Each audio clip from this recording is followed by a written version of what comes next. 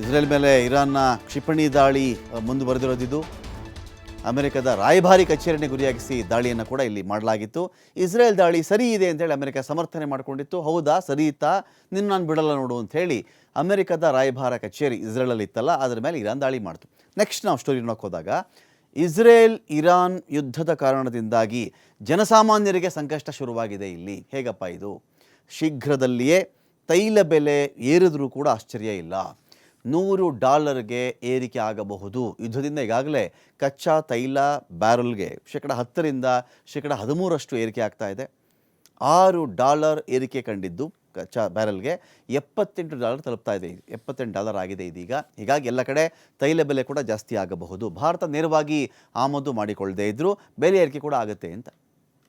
ಇನ್ನು ಜಾಗತಿಕವಾಗಿಯೇ ಕಚ್ಚಾ ತೈಲ ಬೆಲೆ ಏರಿಕೆ ಆಗುತ್ತೆ. ಯುದ್ಧದಿಂದ ಈಗಾಗಲೇ ಕಚ್ಚಾ ತೈಲ ನಾವು ಚೆಕ್ ಮಾಡ್ಕೊಂಡಾಗಿಲ್ಲಿ 10% - 13% ಏರಿಕೆ ಆಗಿದೆ. ಇದು 15ಕ್ಕೆ 14 ಕೂಡ ಹೋಗಬಹುದು ಅಂತ.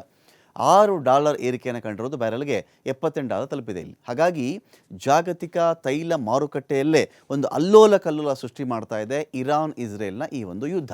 ಹಲವು ರಾಷ್ಟ್ರಗಳಿಗೆ ತೈಲ ಬಿಸಿ ಮುಟ್ಟುತ್ತೆ ಅಂತ ಹೇಳಿ ಮಾರುಕಟ್ಟೆ ವಿಶ್ಲೇಷಕರು ಒಂದು ಕಡೆ ಮಾತಾಡ್ತಾ ಇದ್ದಾರೆ.